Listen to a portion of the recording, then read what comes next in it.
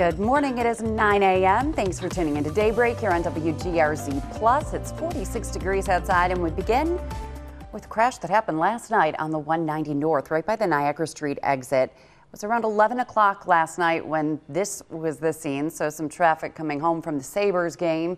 But traffic was backed up for a while. We reached out to police to find out more about this crash. We're still waiting to hear back, and we will update you as soon as we learn more. Well, alumni of Burgard High School are concerned about some poor conditions in the building. That includes a bathroom that's been closed for more than a year, a leaking roof, and holes in the walls and ceilings. Two on Your Side heard their concerns during last week's Board of Education meeting. We wanted to find out some more, so we did reach out, and Natalie Foss has more for us from the newsroom. Good morning, Natalie. Good morning, Melissa. Yeah, they are demanding that these changes are made at Burgard High School after they attended that Buffalo Public School Board meeting and highlighted some of those unacceptable conditions inside of the school. They say that there are holes in the ceiling, water-damaged ceiling tiles, and clocks that don't keep time. They also say that there's a bathroom that has been closed for a year, others that don't have any toilet paper or feminine products. They also say there's just a lack of general cleaning being done.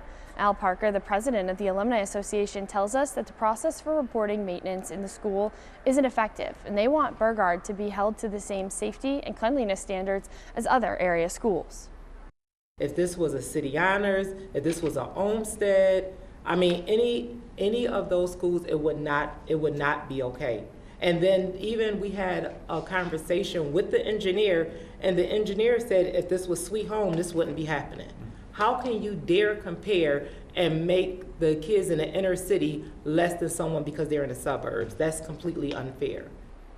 In a statement to Two on Your Side, the Buffalo Public School District said in part, quote, keeping the district schools such as Burgard High School as welcoming and clean as possible remains a priority. They went on to say, quote, the freshman bathroom remains closed to monitor who's using it and because of a plumbing concern. The district added that feminine products are available for students in the nurse's office. However, state law requires them to be available inside of the bathrooms. We have that full statement from Buffalo Public Schools on our website, WGRZ.com. Live on Your Side in the newsroom, Natalie Foss, Channel 2 News. Okay, Natalie, we'll stay on top of it. Thank you. Well, the search for a missing man in Chautauqua County has now turned into a recovery mission. Authorities tell us that divers and water patrol units have been looking for 64-year-old Daniel Emerson in Chautauqua Lake. Deputies found Emerson's truck underwater last week. Search crews have been using underwater sonar, even water recovery canines to try to find Emerson. He hasn't been seen since March 3rd when he was last spotted near Fairmount and Lakeview Avenues. Buffalo police have made an arrest in connection to a double shooting that happened on Kosciuszko Street Monday afternoon. 32-year-old John Hamilton of Tonawanda now faces attempted murder charges. He's accused of shooting two men. One was 27 years old, the other 32 years old. They were both driven to the hospital for non-life-threatening injuries. Officers arrested Hamilton on Holly Lane in Tonawanda, where they say they also found weapons and ammunition. A Buffalo man who was inside the car during a gun incident outside the Tops on Jefferson will not serve time behind bars. 39-year-old Ronnie Midget was sentenced yesterday in Erie County Court after pleading guilty to attempted criminal possession of a weapon. Prosecutors say Midget was a passenger in the car last June when another man, Aveo Pena, waved a gun at someone in a Tops parking lot. Police responded and pulled them over a short distance away. And that's when officers found two loaded illegal guns in their car. Pena was sentenced to 12 years in prison on Tuesday. Midget was sentenced to 3 years probation yesterday. Well, in this election year for governor, affordability and rising utility costs are taking center stage in Albany. And both of those were also talked about in Cheektowaga yesterday as Governor Kathy Hochul came to town for a rally with local Democratic leaders. She also talked about affordable housing, lower car insurance, and how to lower utility bills. Just a few of the things she touched on while also pushing her Climate Leadership Act. Hochul defended her energy policies against opposition from the Trump administration and other critics. And I had to fight so hard. There's an offshore wind project off of Long Island. It's going to power 500,000 homes in Brooklyn this fall. It's a 10-year project, and they shut that down, and I had to get that turned back on, and it was tough. So let me tell you the situation, my friends. They have stopped all federal incentives to support renewable energy. And we did reach out to Republican gubernatorial candidate Bruce Blakeman for comment, but did not hear back. A new report from the Senate Special Committee on Aging is raising concerns about how federal policies are impacting older Americans. It outlines 8 major areas of concern after President Trump's first year back in office. And that includes rising inflation, cuts to Medicaid funding, and changes that made it harder for some seniors to access Social Security benefits. Seniors are not a budget line item. They are our parents and our grandparents. They are the people who built this country, who fought in America's wars, and who raised America's children. They deserve better than what the president has done to their health and well-being as an obstacle to a tax cut for billionaires. The findings of the report have not been formally adopted by the committee. We have reached out to our Republican representatives in Congress for response, but we're still waiting to hear back.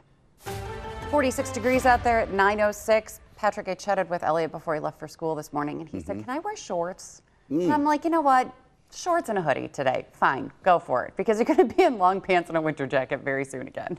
Okay. I know. Low 50s and pouring rain as he comes home. Yeah, so. kids are never cold. What's that? Kids are never cold. Oh, I know. Well, for us, it was, do you remember OP shorts? They were the corduroy shorts that were very popular in the late 70s, early 80s. Because I'm like Elliot. I wanted to wear shorts all the time. Okay. And even when it was cold, now cold California style. I mean, let's be real. 64 was like, close the schools. At least where I lived. But yeah, I get it. You know, kids have been locked up in the long pants for months and months. And it does feel warm this morning. I will say, though, it is going to rain this afternoon. And it will, you know, feel a little cool just in the rain and the temperatures in the 50s. Do you remember those OP shorts, the cords? Oh. They came in tan, dark brown, hunter green, and khaki. Very cool. Hunter green corduroy shorts. Oh, yeah. And then you always knew you were coming because your the cords would rub against each other. And there we go. Okay. Very cool stuff. All right, rain in the afternoon today. Tomorrow looks dry, so does Saturday, but it will be getting colder. Here comes the rain. It's going to be here in a couple of hours, probably mid-afternoon as this front finally moves through. It will also deliver some cooler weather and maybe some severe weather. Notice we have an enhanced risk of severe storms from Illinois, Indiana, Chicago, Ohio, with a slight risk into Pennsylvania, but Western New York is in a very small section, is in a marginal risk. So a couple of stronger storms are possible for the southern tier, and a severe storm or two can't be ruled out. Temperatures today, 50s to low 60s. It will rain this afternoon. And then for tomorrow, clearing skies, temperatures in the 30s is what we're thinking, with, a 20-degree drop from where we are today, at least. All right, rainfall, anywhere between 1/3 and 1/2 of an inch of rain, but some spots where a thunderstorm is possible could see more than that across the southern tier. Here it comes. There's the rain. Notice it's here, you know, this mid-afternoon into this evening. There may be a few lulls, but then periods of rain continuing into well beyond sunset. After about 11 o'clock, midnight or so, it should taper down. And then notice skies do clear tomorrow, so we'll have some sun, but you might want to trade in those shorts for some longer pants, some slacks, Melissa. Slacks. Wear the trousers tomorrow. Elliot, no shorts. You must wear your slacks tomorrow. 100% slacks with the cuffs and the pleats, okay? And have them pressed, darn it, with the crease showing. All right, rain this, and then have we call it a half break on the shoe. That's where it bends just a little bit, the cuff on the shoe. Okay, rain this afternoon, 56. Tonight, evening showers, light winds, and then tomorrow, morning clouds becoming mostly sunny and colder. 7-day forecast. We're going to be in the 30s on Saturday, 40s on Sunday. Rain next week, Melissa, with temperatures in the, well, a little cooler on Tuesday, back into the 40s with rain. 60s, it looks like, on Wednesday. We just can't string like a warm, dry day together, a couple of them. Yeah, one or the other. I know. That's we had a few earlier in the month, but I know it's like you get the mild temperatures, but then you get the rain. And the It'd be cold nice to temperatures have with the both sun. together. Yeah. And as you can see, not in the cards here. Nope. Nope. Okay. All right. We'll wait, Patrick. Thank you. And we will talk sports coming up right after the break. Stay with us. Welcome back. It has been 54 days since Nancy Guthrie went missing from her home in Arizona. And this morning we are hearing from Savannah for the first time for her sit-down interview with Hoda Kotb. The first part of her interview aired, and she described what was happening when she learned her mom disappeared. Well, I had given Mike for Christmas a boys' trip to go play tennis, and so he had been gone for the weekend. So I took my kids actually to Carson's. So we had a beautiful, fun night together, and then I came home, and really it just got home at the same time that Mike came home, and we were just saying hi, putting down our stuff, and the kids were running around. And my sister called me, and I said, "Is everything okay?" And she said, "No." She said, "Mom's missing." And I said, "What? Yeah. What are you talking about?" She said, "She's gone." And she was in a panic.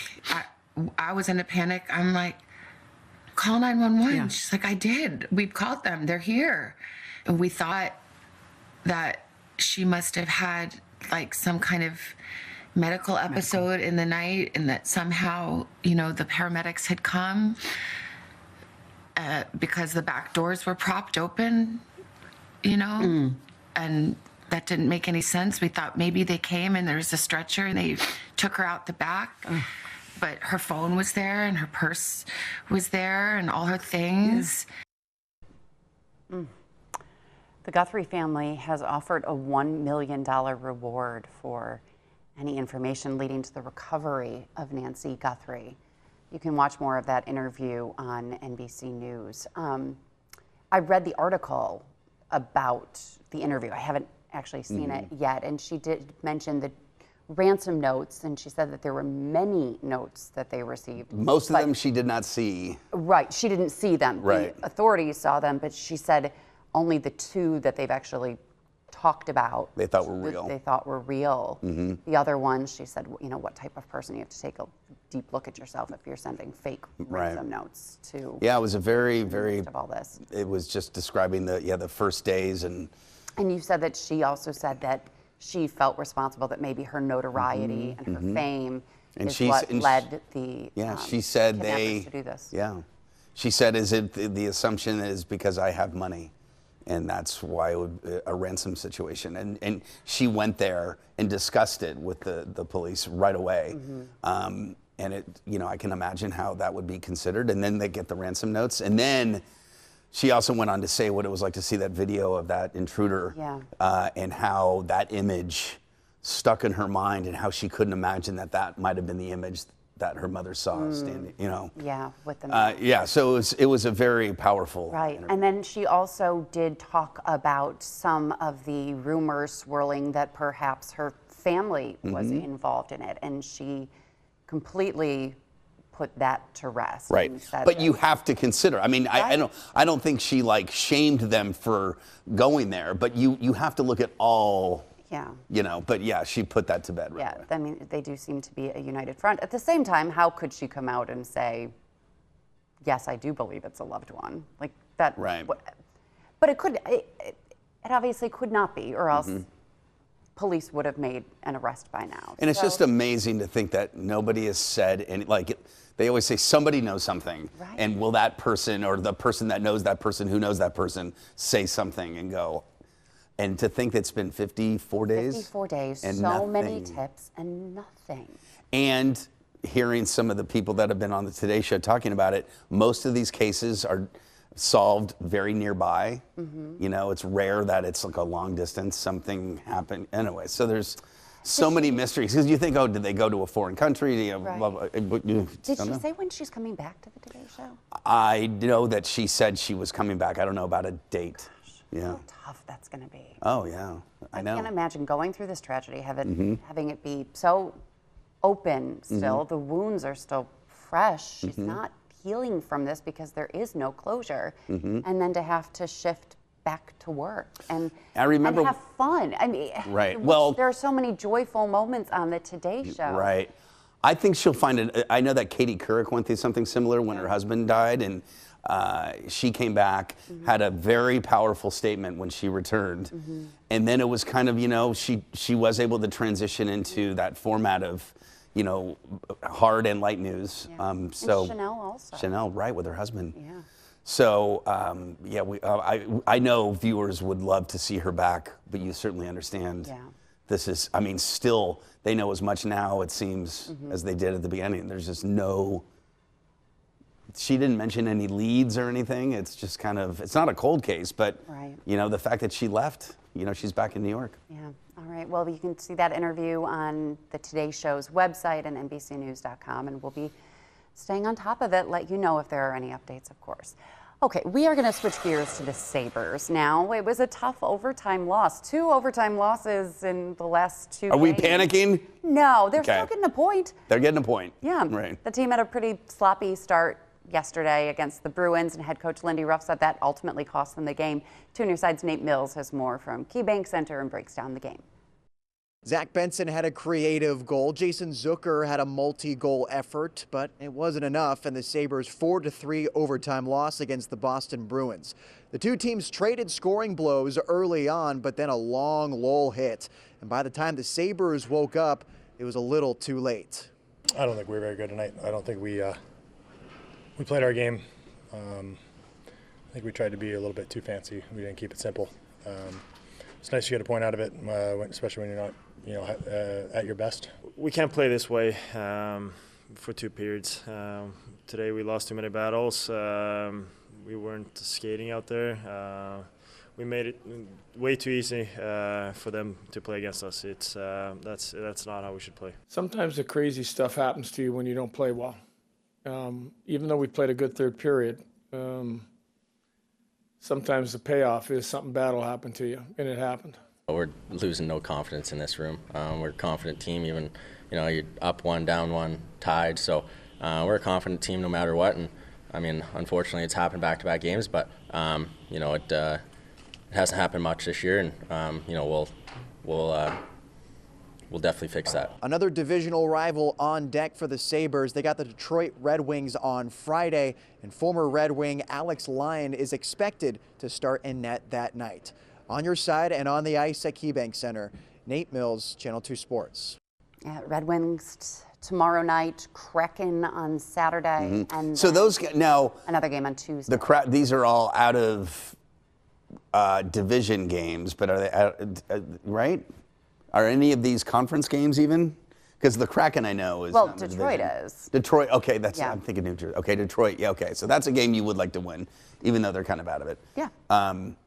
But yeah. Every point kind of matters right now because it's not that they're just looking for a playoff spot. They want the #1 seed. I can't even believe that we're talking about them being at the top of the conference and the top of the division. But now it's, yeah, they've got a lot to play for right now. And how fun is it going to be to have these home playoff games? It'll be fantastic. Well, I asked earlier today about playoff rules because I think a lot of us. No. Actually, how does this work? When you mentioned that there's no overtime shootout, or shootout, I mean, no right. shootout, I didn't realize that. Yeah, they can't end in a. Because I really no haven't loser even point. been interested in watching playoff hockey the last few years. Like Yeah. when the Sabres are out, I'm just done. Done. And so I really don't recall watching it very much. So Pete said that there's no shootout.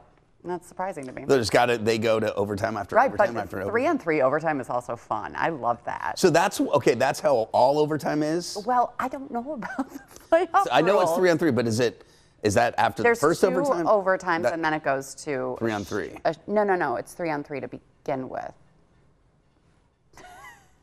You know what? I'm going to look in the break. Let's talk about Bills and flag football, shall we? And then I'm going to look up overtime rules. The Bills are supporting the next generation of student athletes. The 2026 high school girls flag football kickoff is happening this weekend at the Bills indoor training facility.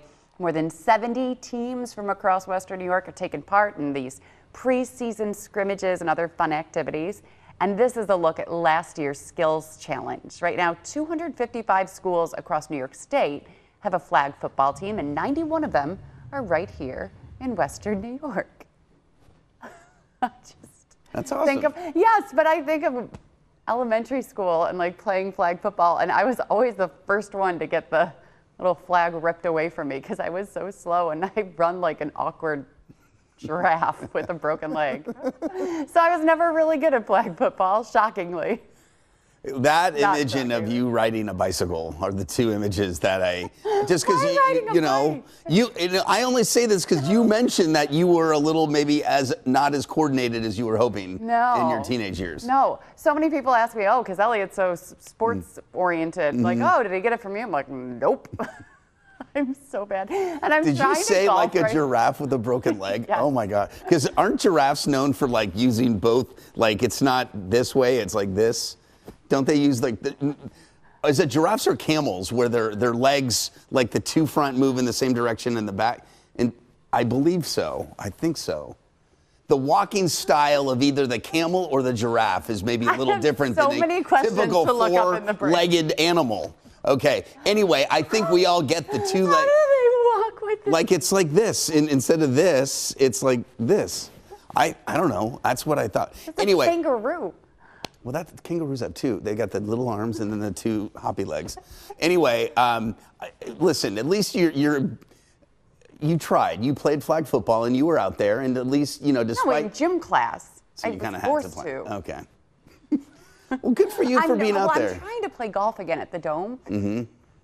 I'm so bad. It just doesn't. That's a strange sport. It's like so natural for some people, and I know what to do, and I just can't do it. Well, just everything's got to, you're right. For some, it just, even if you're not really that good, just the swing and the contact just kind of comes naturally. And Kevin O'Neill says to me, you're overthinking. See, don't overthink. But I have to think about keeping the arms straight and swinging through and don't hit the ground and push off the back foot and turn and face the direction of where you want the ball to go. And then it gets in my head, and then I overthink, and then nothing goes right. Right. As we all know, golf is mostly mental. Yeah, really for sure. is. Okay. Did you know that March Madness is starting back up again tonight? Sweet 16. Great. Wow. Yeah. Okay. So 4 games tonight, and then 4 games tomorrow. Very cool. Check your brackets. Very cool. Okay. We'll be back. I'm going to check up Sabres or overtime and what animals walk with their 2 front legs at the same time. So much to look up. We'll be right back.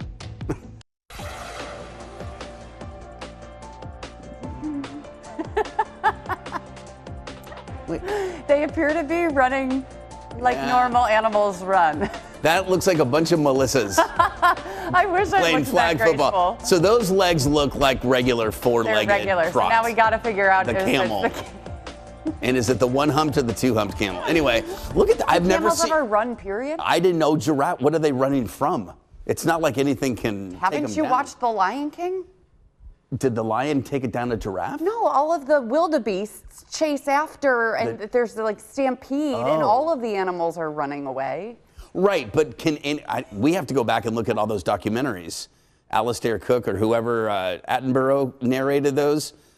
David Attenborough did anything. Was the giraffe on the top of the pyramid, the food chain? I mean, can anything take down a giraffe? A lion can. A giraffe, though. Sure. I mean, there's a lot of neck to grab onto, but I mean, how does he get up? I don't know. I'm honest, I don't know. I don't feel like we've ever seen a giraffe in an altercation of any kind. Well, who would want to fight a giraffe? Hold on. Milton is telling us to hold on. I don't think. Giraffes seem too nice. Think about and they all have a black tongue. Who wants to deal with that? I know. Think about all of those documentaries you've seen about animal migration and the chase and cheetahs going after this and the lions and the hyena, all of that. The zebras were always coming down. Being a zebra, man, A, you can't hide. There's and no B, hiding. you're just, okay, look at this. Here we go. Oh, they're mating. Oh. I think. Or they're fighting with each other. Or they're necking. Where are we getting all of this giraffe? This is awesome. This is, wow.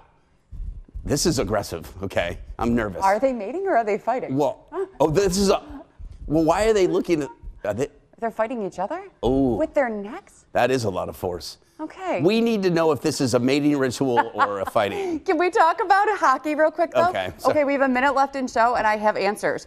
Do you know how different the overtime is from regular season to playoffs? It's Okay, regular is 1 5-minute 3-on-3, and then it goes to a shootout. oh, okay.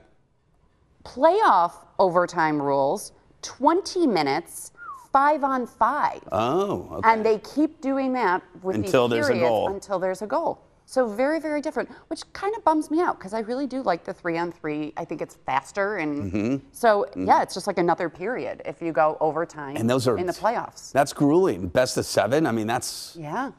anyway. That's So- some. You know. We've learned about how do giraffes lot. run, But I how do still they have fight, I still have so many questions. Was We that will a have mate camel or a video fight? tomorrow. Bye, everybody.